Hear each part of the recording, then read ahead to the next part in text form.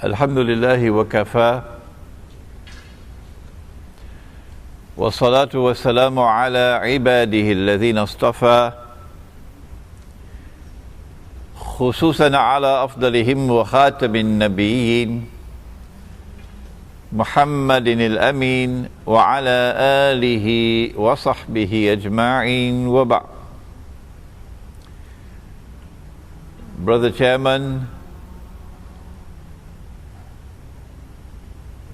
respected members of the Management Committee, and brothers and sisters, Assalamu alaikum wa rahmatullahi wa barakatuh.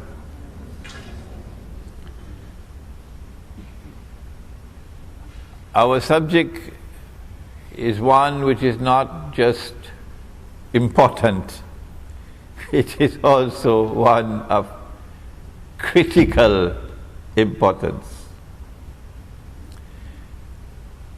There are those who consider their supreme objective in life and their supreme loyalty to be holding on to their job and getting their promotion. But there are others who believe that their faith is the most important thing in their lives. And such people would want to sacrifice whatever they have to sacrifice in order to preserve their faith. We live in a world today where Allah subhanahu wa ta'ala is now testing us. And He is testing us with the greatest tests and trials ever in history. No people ever before, no people had to face the tests and trials that we now face.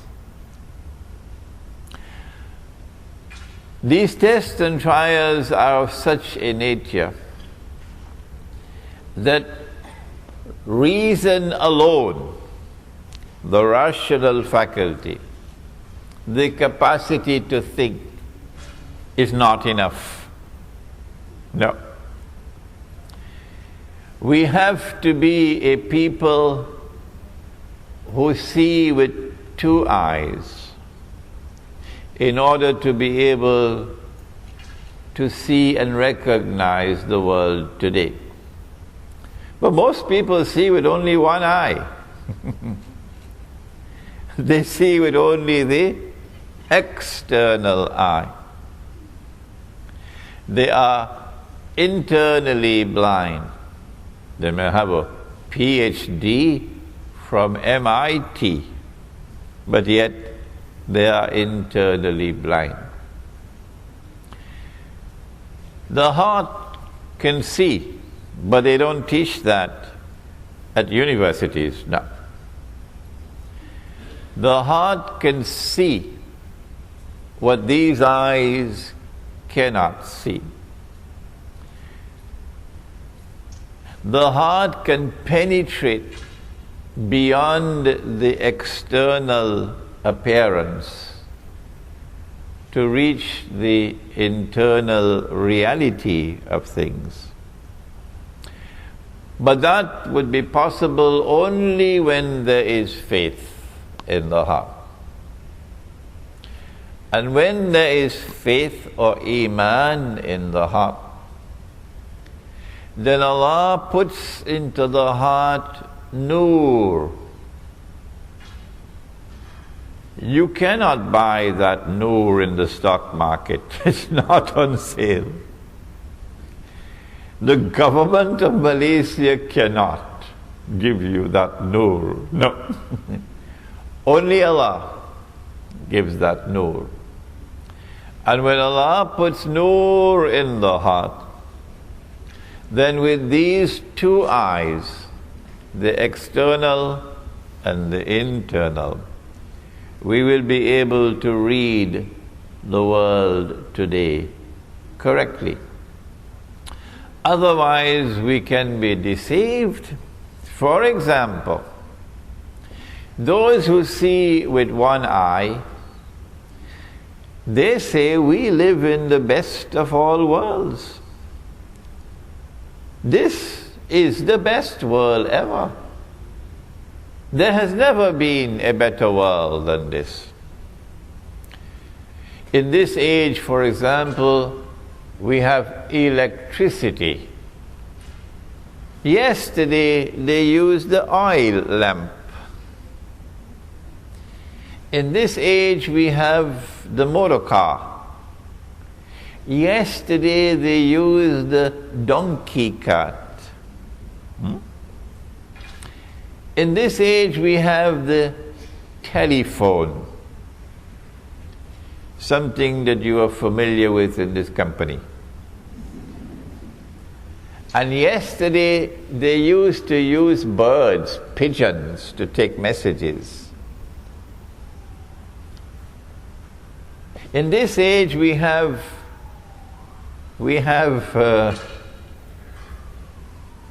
the toilets in the home, because we have sewage systems. And yesterday, you had to go outside of the home. And so the evidence keeps on mounting. Who wants to go back to yesterday? This is the best of all worlds. Those, on the other hand, who see with two eyes, they say, but wait a minute. Can this be the best of all worlds? When those who are ruling the world and getting all of mankind to become carbon copies of themselves, that anything they do, they make all of mankind follow them. This civilization, which today dominates the whole world, is now moving to get all of mankind to agree. Every government eventually will have to accept that it is legally permissible for a man to marry another man. Did you hear that? Did you hear that? That's progress, huh? That's progress. And get a marriage certificate. And for a woman to marry another woman and get a marriage certificate. We say, no, this doesn't look like the best of all worlds at all. This looks like the worst of all worlds. The difference between appearance and reality is remarkable. Yesterday, we lived in a world in which, yes, there were people who were rich, and there were others who were poor, of course. But we never knew an economy, no, not ever in history, in which the rich were permanently rich, and in which the poor were imprisoned in permanent poverty and destitution. This is the first time in human history. We say this is not progress. We always used money all through history. And the money that we used was money which had its value inside the money. So it was money with intrinsic value. So if somebody wanted to rob you, they had to come at you and take the money from you. by fighting you. Huh? That's the only way they could take your money. But now we live in a world in which they can rob us, take away our wealth, without ever having to put their hands in our pockets. Yes? And they have reduced Indonesia today to slavery. And they have reduced Bangladesh to slavery. And Egypt to slavery. It is not by accident that Indonesia is so poor today. If you believe that Indonesia is poor because the Indonesians don't work, then you should buy a one-way ticket to the moon and go and stay there. You don't belong to here. No. There is a monetary system in the world today, and I know that subject because I have studied international monetary economics at 2 universities. I know the subject. We have a system of money in the world today which is being used to rip off mankind, as a consequence of which one part of the world today is in slavery, and another part of the world are the slave masters. Welcome, brothers and sisters, sons and daughters, to our subject of signs of the last day. No one knows when the world is going to end. Not even your CEO of this company. Nobody knows. When the world comes to an end, it will happen suddenly.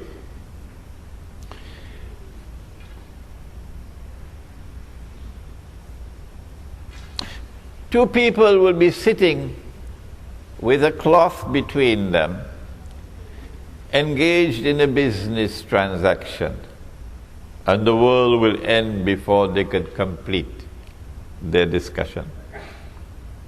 A man would take his horse for water, and the world will end before the horse can drink the water. Someone will take a seed of durian to eat the durian. My wife loves durian. She's somewhere in the back there. And the world will end before the durian could reach your lips, said the Prophet alayhi salatu wasalam. When that end of the world comes, it will be sudden. And then you see the mountains like pieces of cotton wool. And then you see the graves of people and their bodies being pitched out of the graves. And then there will be a transformation of the entire world into something which is new. So if this is a world of space and of time, that would be something which would be different. But we are not concerned with the end of the world. No. We are concerned with an age which will come before the end of the world. And we have chosen to call this the end of history. That in this end of history, truth must triumph over all rivals. Justice must prevail in the world. the Security Council of the United Nations, that bunch of crooks, could do what they want. Governments could stamp their feet and jump however they want. But justice will prevail in the world, and the oppressor will bite the dust at the end of history. This is there in the Quran, where Allah says, بعد أعوذ بالله من الشيطان الرجيم هو الذي أرسل رسوله بالهدى ودين الحق. He it is who has sent his messenger with guidance. This is guidance, not the stuff you get in the New Straits Times. This is guidance, the Quran.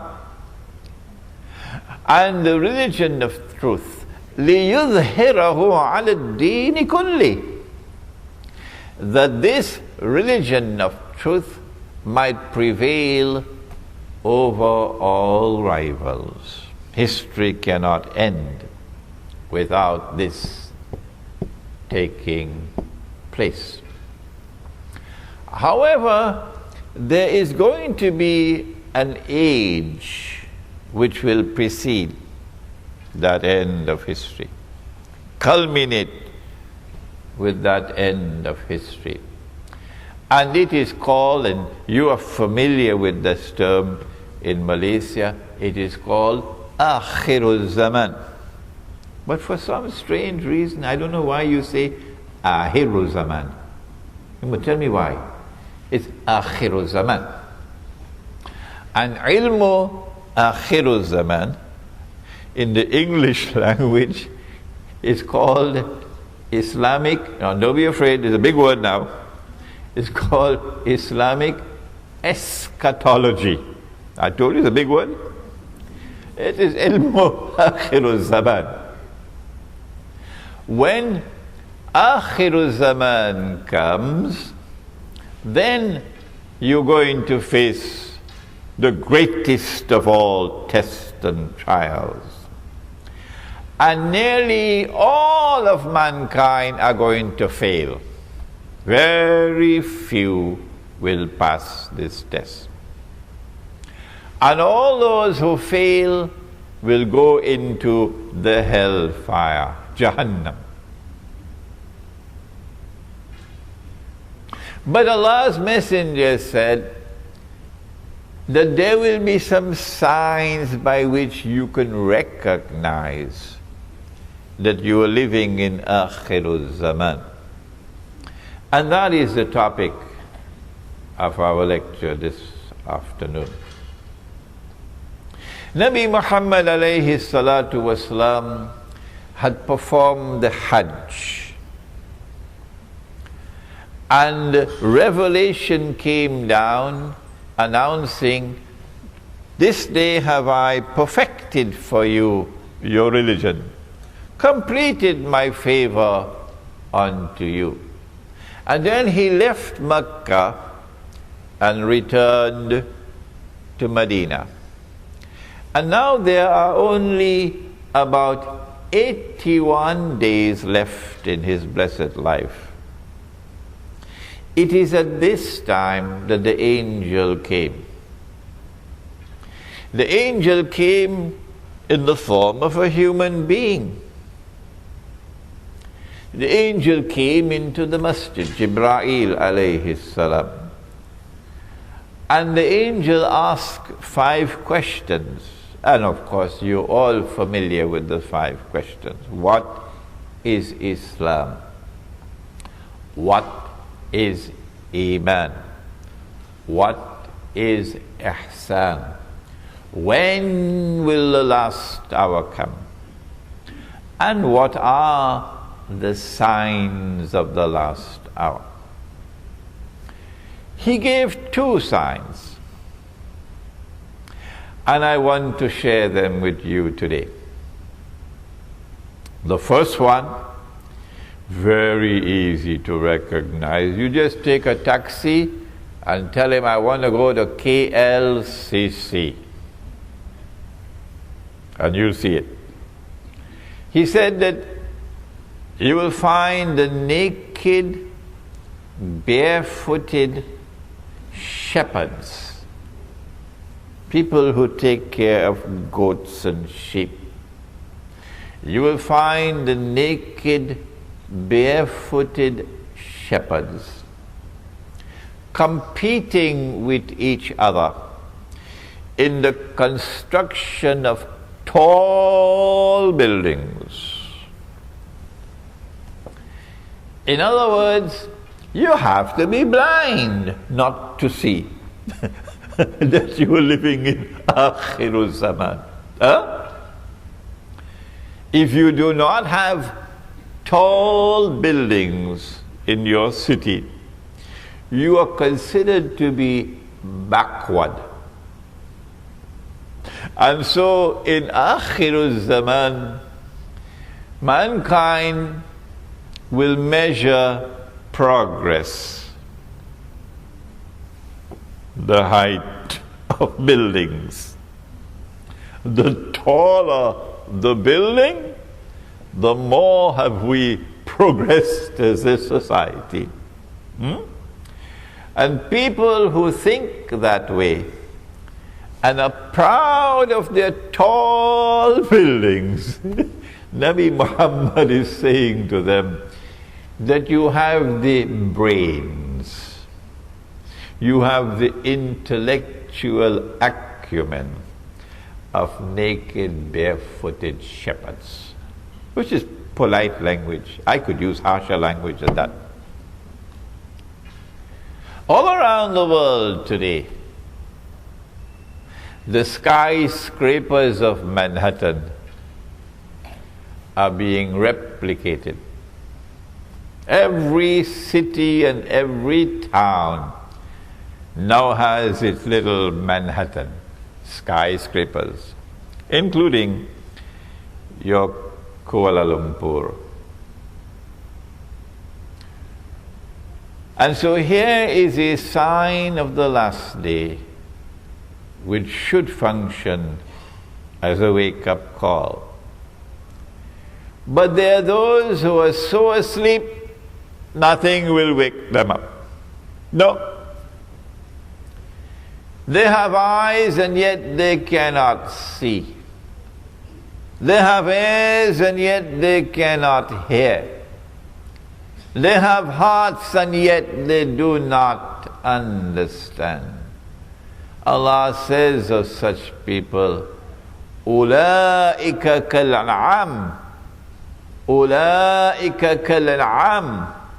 They're just like cattle. They're just like cattle. So what can you do for them? Whether you want them or you don't want them, they don't bother with you. So let us now turn to the other people, who when they see the tall buildings, they will shake. They will shiver.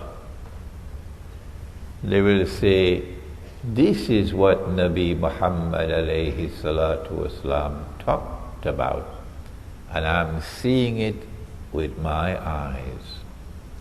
I now live in the most dangerous of all worlds.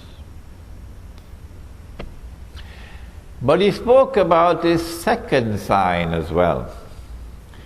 He said that a slave woman, so in Akhirul Zaman, there's going to be slavery. We don't have slavery behind us alone. We have slavery in front of us. In Akhirul Zaman, there's going to be slavery. He said a slave woman will give birth to her mistress. We don't have the time today to explain this hadith, but we've done it in one of our previous lectures, and I have a very dear friend now. I must introduce you to my friend. My friend is called YouTube. And this friend of mine broadcasts my lectures, sometimes within hours of my giving the lecture. Right here you see him sitting there. And then in France they can sit down and listen to the lecture. And now in France they're asking for French subtitles. So you will find on YouTube a lecture in which I've explained this subject.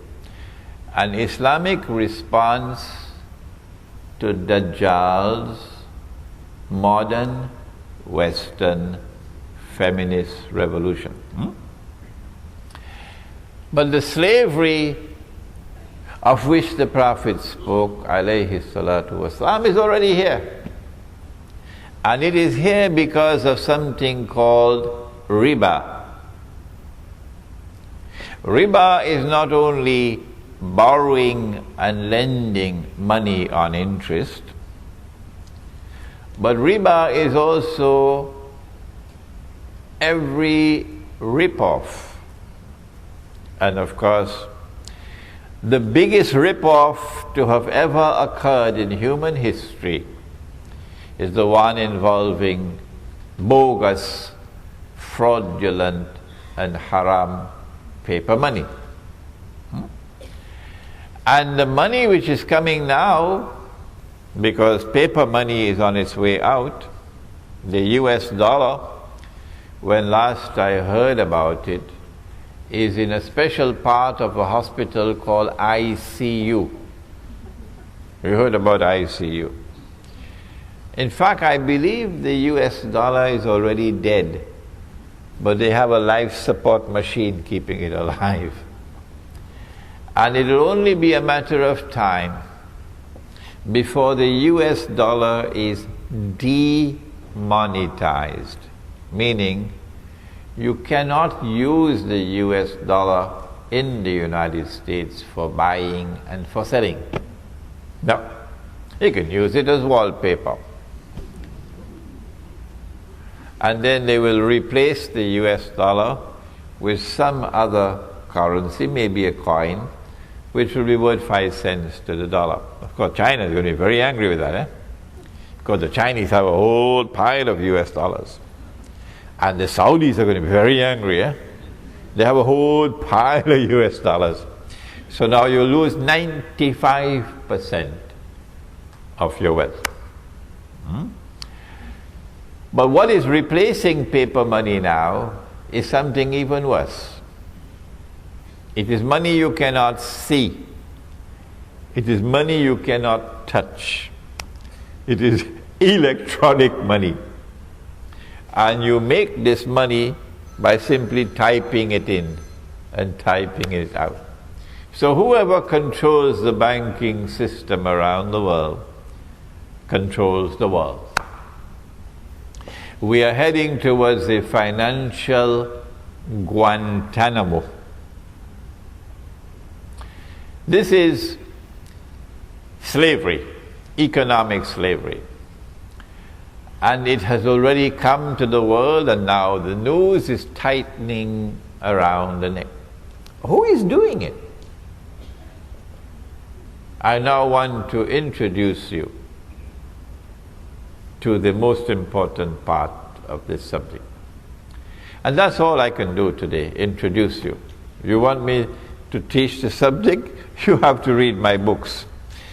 If you read Jerusalem in the Quran, which I wrote 10 years ago, and this cover design was done right here in Malaysia, this book will introduce you to the subject of Akhirul Zaman. And we also have the book in Bahasa, but we only have about 20 copies today. The companions of the Prophet ﷺ were sitting talking amongst themselves. When he came and he asked, "What are you talking about?" And they said, "We are talking about Alamatus Sa'ah, the signs of the last day." And then he said, and this hadith is in Sahih Bukhari, it is in Sahih Muslim, He said the last day would not come until, and he mentioned 10 signs. 10 signs. The 10 were not given in the order in which they will occur. We do not know that order. So we're giving you the 10 in a random way. Number 1, Dajjal. Number 2, Ya'juj and Ma'juj, or Gog and Magog.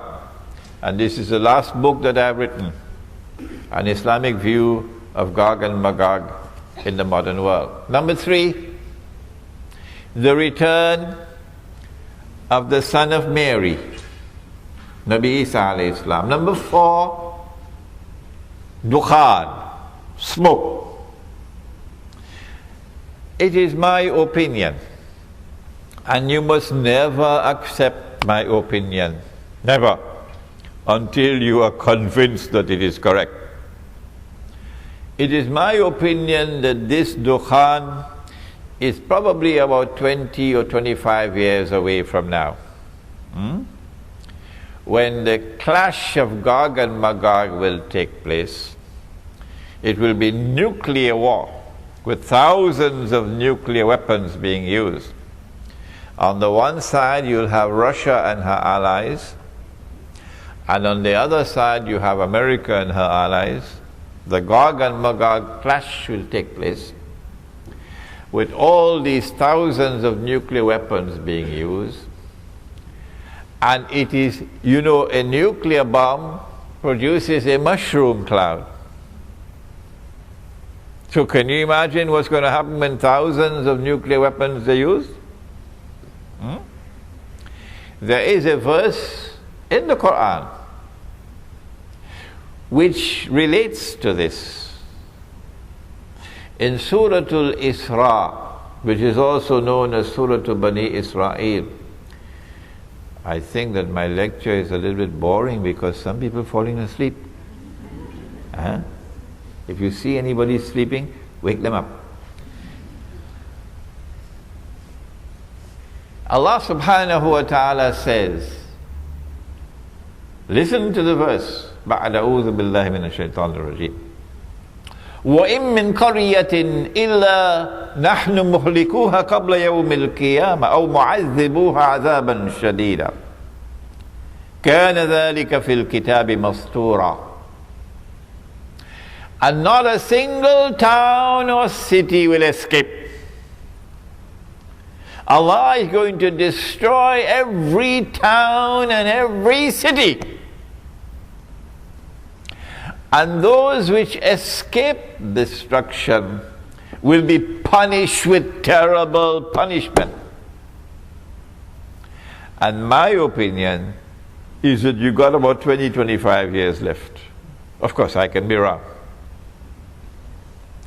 When that clash takes place of Gog and Magog, that's it. The only ones who will survive would be those who are in the remote countryside.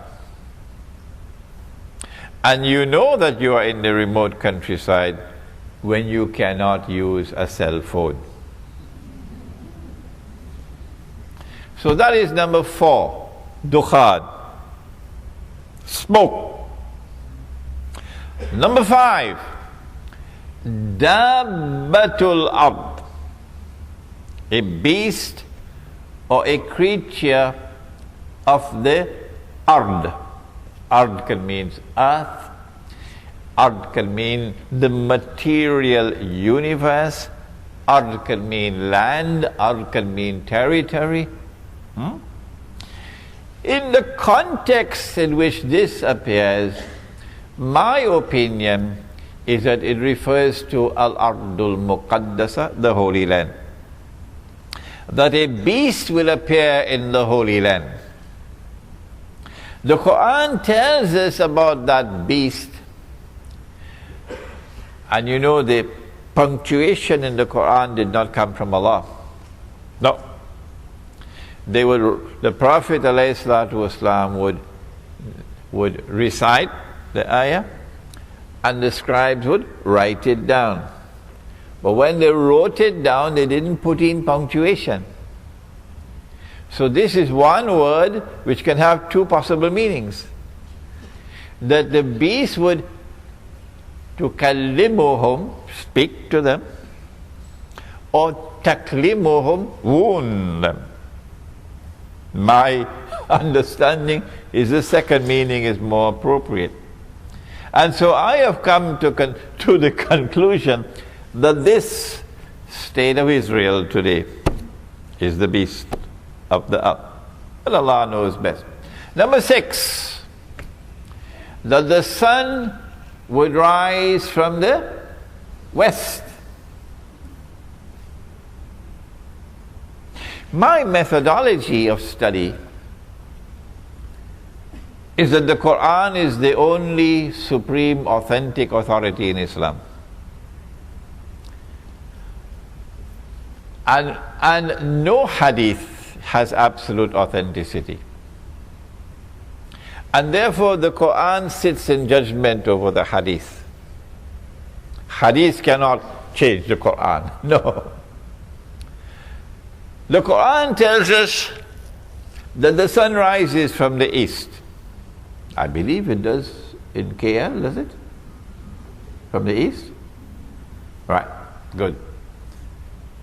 And the sun sets in the west. The Quran tells us that. And the Quran also tells us, La tabdila li khalqillah, that Allah's creation does not change. Therefore, I have come to the conclusion that the sun cannot physically rise from the west. No, because that would be in conflict with the Quran. But you would be surprised at the number of emails I'm getting from all over the world. Sheikh, there's something called reverse magnetic theory or something like that or the other. And the sun is actually going to rise from the west. Oh, they're not giving me any peace at all. Therefore, I have to understand the sun rising from the west to be something which is symbolic. There is going to be a false sunrise. That false sunrise will come from the west. It is not the true sunrise. This false sunrise wants to replace the true sunrise. And so I have perceived that false sunrise to be modern Western secular civilization. But this is my opinion. Do not accept my opinion unless you are convinced that it is correct. Number 7, 8, and 9. That there will be 3 khusuf, plural of khas. A khas is a movement of the earth, which is normally called an earthquake.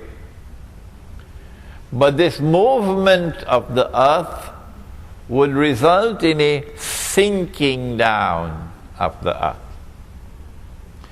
One would be in the east, the second would be in the west, and the third, you know, I was here a few years ago, and in Tamansuri, UK, it was Ramadan. The people, you didn't hear about it? They had woken up in the morning for the Sahri, and the whole house went down. You didn't hear about that? Tamansuri, UK. So one in the east, one in the west, and the third one in Arabia. And that third one in Arabia, that is the one which will confirm that this is Imam al-Mahdi. Not the eclipse of the sun and the moon, no. This is the one, the sinking down of the earth in Arabia. And number 10, that a fire will come out of Yemen. I don't understand this to be a literal fire. I understand this to be a revolutionary fire. You remember 1990? Some of you may have been born already. 1990, huh? When Saddam Hussein sent his troops into Kuwait, huh? And took over Kuwait. Remember? Oh my! You should have seen the Malay people. They were all celebrating. Yes, the Malay were very happy.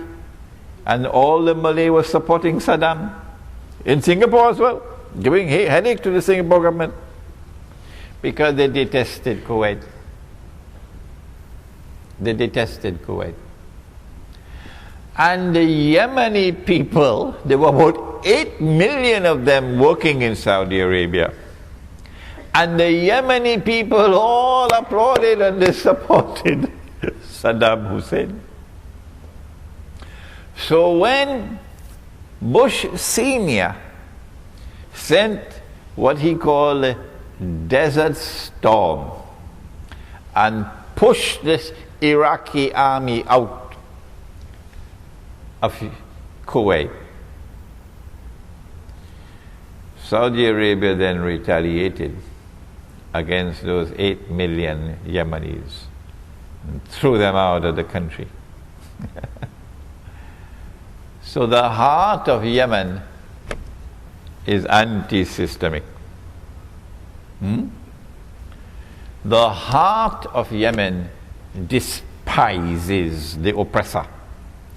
And this is why the Prophet said, Allahumma barik lana fi shamina wa yamanina. O Allah, grant blessings for us in our Sham, Syria, and our Yemen. I wish he had included Indonesia as well. And so a fire will come out of Yemen and drive mankind to their place of assembly, which is Arafat. And so that spells goodbye to Saudi Arabia. These are the 10 major signs of the last day. And I don't have the time now. Each one of these will take some time to explain, each one of these. I'm writing a book on Dajjal now, and I hope I can complete that book while I'm here in Malaysia. I've already written this book on Gog and Magog. It's the only book in the market in the modern age, the only one. But you should now, because of today's lecture, and because you have been to KLCC, don't tell me you've not been to KLCC, and you've seen the tall buildings.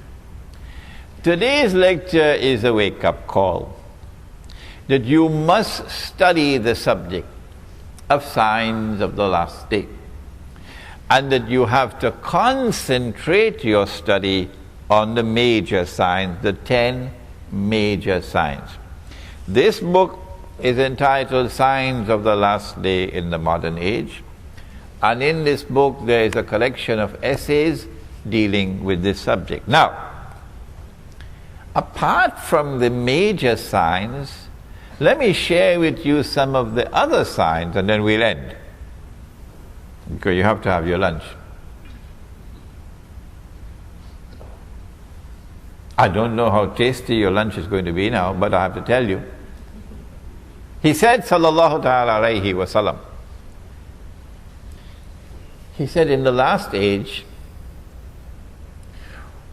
women will dress like men. I hope you don't get angry with me. Women will dress like men. So you will see her in a jacket, cut masculine style jacket. And you will see her wearing trousers. And I have seen her with a tie in McDonald's, the tie. And this is the working woman's clothes. When you see that, tears should come in your eyes.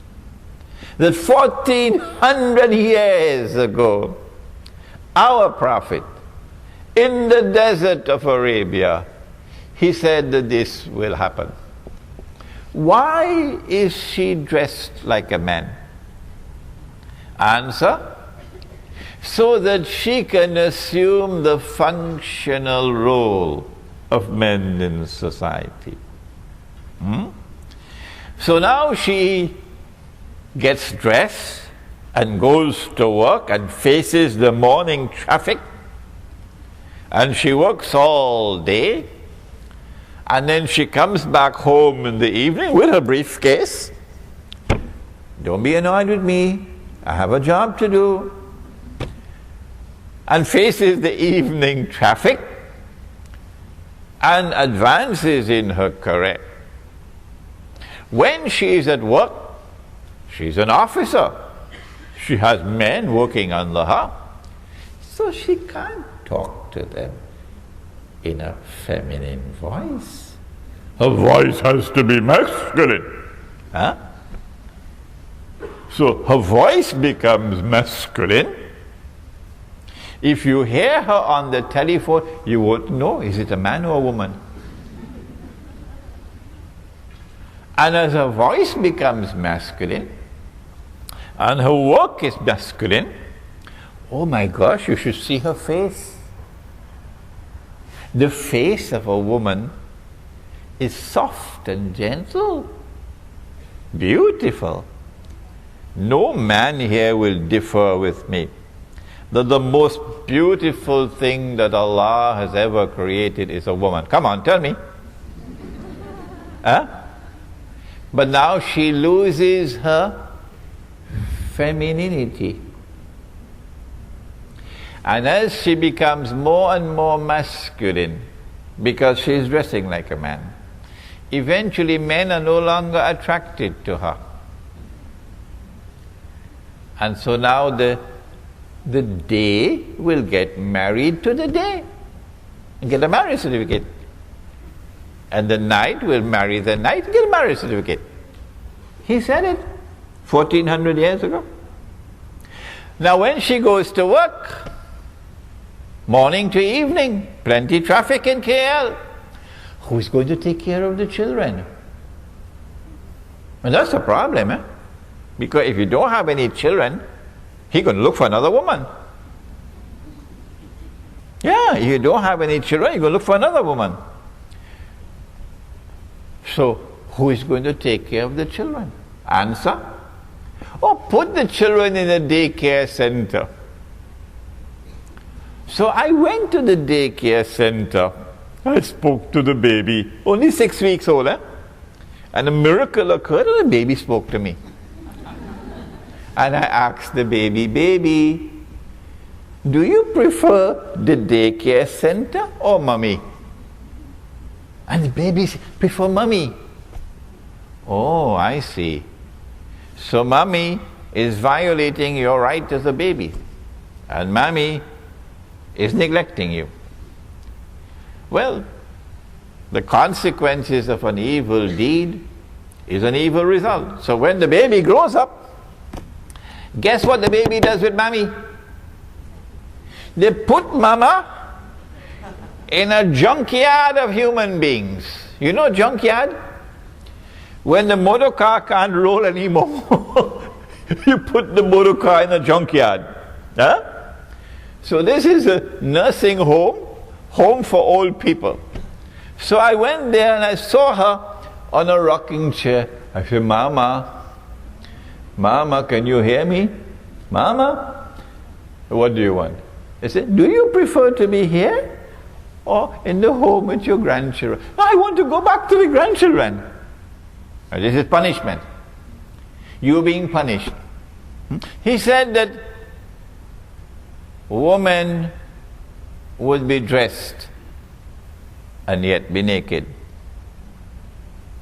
When last have you been to KLCC? Huh?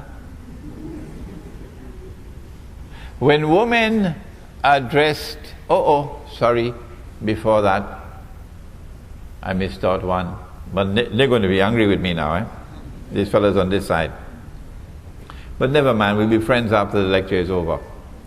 He said men will dress like women. 1400 years ago he said that. Why would a man dress like woman? Why? Because he wants to assume the functional role of woman. You see? So when the two of them get married, the two men, one will be the dominant partner and the other would be the woman.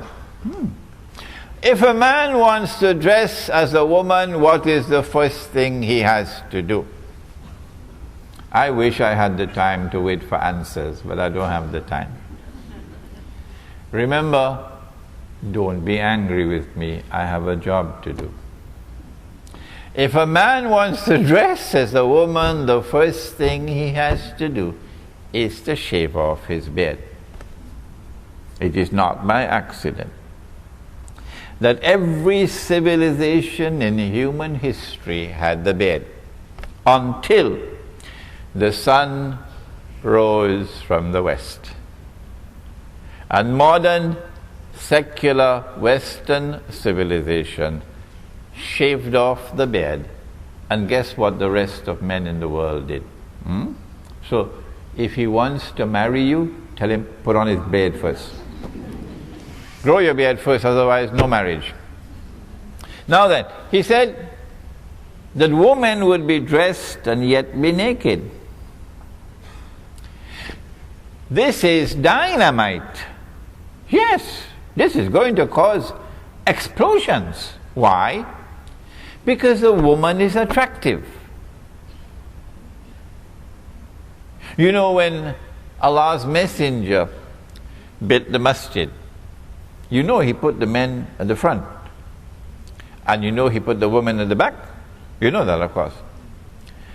And you know he said that when women go down in sajda, they must remain in sajda longer than the men. You know that. No? Nobody ever told you? Yes. When women go down in sajda, in salat, they must remain in sajda longer than the men. This is a command of the Prophet. Alayhi salatu wasalam. Why? He said some of the men may not have enough cloth to cover themselves. And if a woman were to raise her head too quickly, it would be an unwelcome sight. So he put the men at the front and the women at the back and told the women to remain longer in sajda. Why did he not put the women in the front and the men at the back? Answer: no man would be able to pray. No, you can't concentrate on prayer when you have women in front of you. Because women are beautiful. Women are desirable. And if there's a man who does not have desire for women, something is wrong with him. Give him a one-way ticket to the moon. So when women start to take off their clothing, you're heading for trouble. Yes. And he said women will be dressed and yet be naked. You're playing with fire. And he said the fire is going to come. Why? He said that eventually, I don't think it has come to Malaysia as yet, but it's already come to London and Paris and Japan and so on. He said you will find people having sexual relations in public like donkeys. Like donkeys. And this sexual revolution is provoked by a feminist revolution which takes woman and gets her to take off her clothing.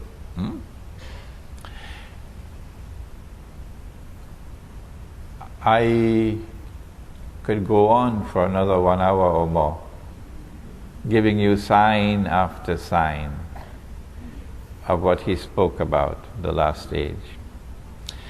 But I think I want to now conclude by suggesting to you, how can we survive in this modern age with faith intact? When you have studied the subject, then you can argue with me. Yes, but when you've not studied the subject, don't argue with me. Now, having studied the subject, and I am today, by Allah's kindness and grace, one of the people in the world of Islam who is teaching the subject of Islamic eschatology. Having studied the subject, I have come to the conclusion that you cannot escape shirk, you call it shirk, while living in society. And this is the one sin that Allah will not forgive. No. You cannot escape riba while living in the modern world. No. And Allah declares war in the Quran. And the Prophet ﷺ has cursed all four. And he has said that they are all equally guilty. The one who takes riba, the one who gives riba, the one who records the transaction, and the two witnesses, they're all equally guilty. And if you have the curse of the Prophet upon you, you're entering into the hellfire. I have come to the conclusion after studying the subject of riba, and incidentally there's a flyer at the back for a conference taking place in KL, in PWTC on July 26th and 27th that you might want to attend. I am one of the speakers on riba, responding to riba.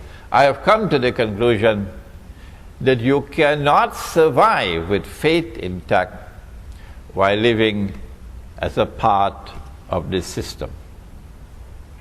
And therefore I have been suggesting that we retreat to the remote countryside and we build micro communities which are free from oppression. So you're not going to employ an Indonesian maid. She is the last to sleep at night.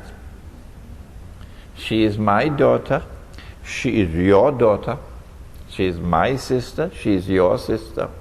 She is the last to sleep at night. She is the first to wake in the morning. She works all day long. She gets no holidays. She is abused. She is exploited.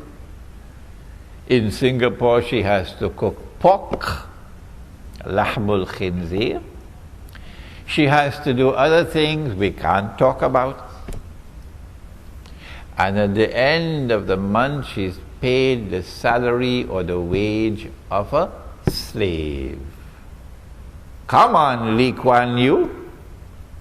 Is there any Singaporean woman who would work for $300 a month? Shame on you, Singapore.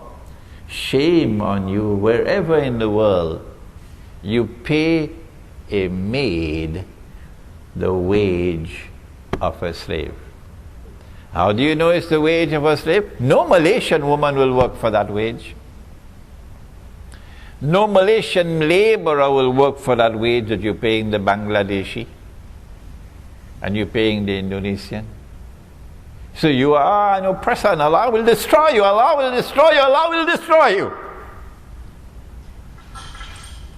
So we will create our micro communities which will be free from oppression. Banks are not allowed. No. So no money lenders. And we're not going to use this paper money. The gold dinar and silver dirham is what you find in the Quran. So the gold dinar and silver dirham will be used as money. And if we have a shortage of dinars and dirhams, and we in Java, we can use rice as money. Yeah. In that micro community, we try to live the way of life of Islam. And if they come after us with the armed forces and the police in that remote community, then, said the Prophet sallallahu ta'ala alayhi wasallam, and how prophetic were his words, and how few there are who listen to the Prophet alayhi salatu wasallam. And he said, the time will come when a man, in order to preserve his faith, would have to flee to the mountainsides where rain falls and take with him some sheep and goats. And so I leave you now. I thank you for the time that you've given to me to introduce you to this important topic. I warn you that we now live in the most dangerous of all worlds, and most people are going to fail the tests. And I urge you to study the subject of signs of the last day and to examine my suggestion that survival requires us to try to live Islam. And we cannot live Islam in their cities and towns, but we might succeed if we remove ourselves from the towns and cities and go back to Kampung and build a community that is faithful to Allah and His Messenger. ربنا تقبل منا إنك أنت السميع العليم وتب علينا يا مولانا إنك أنت التواب الرحيم برحمتك يا أرحم الراحمين آمين. I saw my teacher, Maulana Dr. Fazlur Rahman Ansari, conducting a class. And while the class was being conducted, the azan was called. Of course, we'll be going to the masjid. When the azan started, I heard him say, Allahumma Jalla Jalalahu, and then continue with the class. So I followed his way. If anyone can show me that this is prohibited, then of course I will discontinue it. Okay, there's nothing that I know of in the Quran and nothing that I know of in the Ahadith with which to respond to your question. I therefore will give you my view. I believe that those who are in control of the world today, who want to rule the whole world and eventually deliver that rule to the state of Israel, so that tomorrow Israel will rule the world. And when Israel rules the world, then a man would stand up in Jerusalem and declare, I am the Messiah, Al-Masih. 1400 years ago, Nabi Muhammad alayhi salatu wasalam described that man to us. Said he'll be a Jew. He would be a young man. He'll be powerfully built. He'd have curly hair. I believe that that event is probably about 30 years away from now. That's how close we are. That man would be Dajjal. Dajjal. Because he says he is the Messiah, but no, he is not the Messiah. He is the false Messiah. And then Allah subhanahu wa ta'ala will send back the true Messiah. Nabi Isa alayhi salam will come down from the sky with his hands resting on the wings of two angels. And the true Messiah will then kill the false Messiah.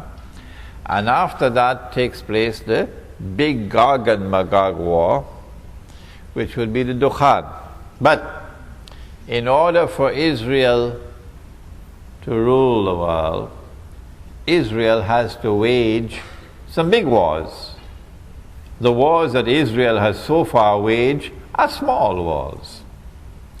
Israel has to attack Egypt so that the territory of the state of Israel can expand to incorporate the whole of the eastern delta of Egypt, from the river Nile to the Red Sea.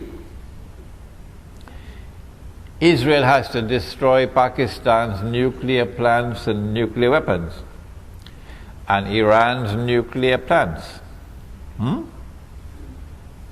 Break up Pakistan so that Pakistan can never rise again. Israel, in order to wage those wars and not appear to the world as an aggressor, is now maneuvering with the Arab uprisings.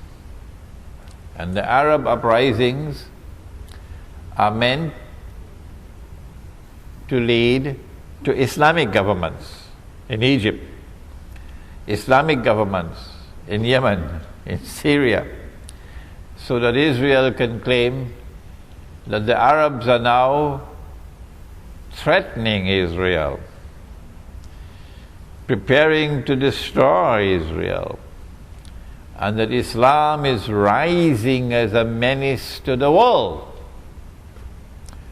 And then Israel will be able to wage her wars and say, we were only defending ourselves. We were saving mankind from Islam.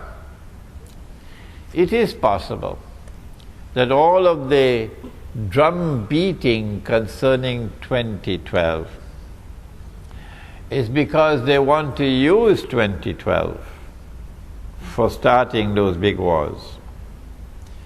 So that in 2012, I can be wrong of course, in 2012 you will witness the attack on Pakistan to destroy the nuclear plants and nuclear weapons. I'll be surprised if it does not take place by 2012. And the attack on Egypt, etc. Because mankind is being prepared for it. So let's not disappoint them. There is a hadith which has been universally accepted all through our 1400 years of our history. There's only be a very, very, very, very insignificant number of scholars who have questioned this hadith. The overwhelming majority for 1400 years have accepted the hadith. That when you see the black flags coming from the direction of Khurasan, go and join that army. Even if you have to crawl over ice. It's 2 hadiths I'm joining now. 2. Go and join that army, even if you have to crawl over ice. Because no one will be able to stop that army until it reaches Jerusalem. Apart from my comment concerning the authenticity of the hadith, and that is that it has been universally accepted except by a very few, it appears to me that this army will be able to successfully march to Jerusalem only after Gog and Magog have destroyed themselves with that nuclear warfare. When that nuclear warfare takes place, if we have any scholars of physics and so on here, you can help me. But I have a suspicion. I'm not a scholar of physics.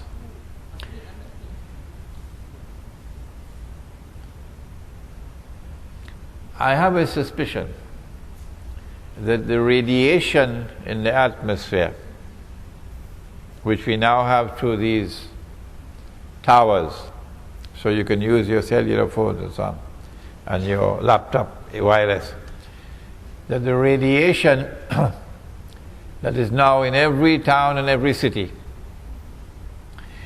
will function as an agent when the nuclear explosions take place, would function as a conductor to incinerate everybody. This is a hypothesis. I want a specialist to examine this hypothesis, because I want to get out of range of that. I want to get out of range of that radiation. The army would march after that Gog and Magog war takes place.